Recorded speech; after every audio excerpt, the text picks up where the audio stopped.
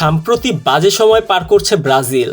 তাদের অবস্থা এতটাই বেহাল যে 2026 বিশ্বকাপে জায়গা নিশ্চিত করতে রীতিমতো সংগ্রাম করতে হচ্ছে। 5 বারের বিশ্ব চ্যাম্পিয়নরা কনমেবল অঞ্চলের বিশ্বকাপ বাছাই পর্বে এখন 5 নম্বরে অবস্থান করছে। তাই বিশ্বকাপের টিকিট পেতে আগামী বছর প্রতিটি ম্যাচই তাদের জন্য বেশ গুরুত্বপূর্ণ।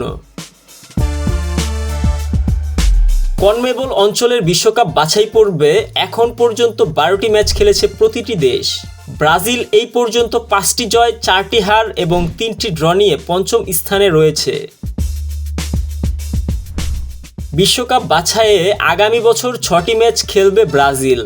মার্চ উইন্ডোতে 21 তারিখ কলম্বিয়ার বিপক্ষে ও 26 তারিখ আর্জেন্টিনার বিপক্ষে মাঠে নামবে ব্রাজিল। এরপর 5 জুন ব্রাজিলের প্রতিপক্ষ ইকুয়েডর। একই মাসের 10 তারিখ প্যারাগুয়ের বিপক্ষে খেলবে সেলেসাওরা। 10 সেপ্টেম্বর চিলির মুখোমুখি হবে ব্রাজিল। আর বিশ্বকাপ বাছাইয়ে বছরের শেষ ম্যাচে 15 সেপ্টেম্বর বলিভিয়ার বিপক্ষে মাঠে নামবে তারা।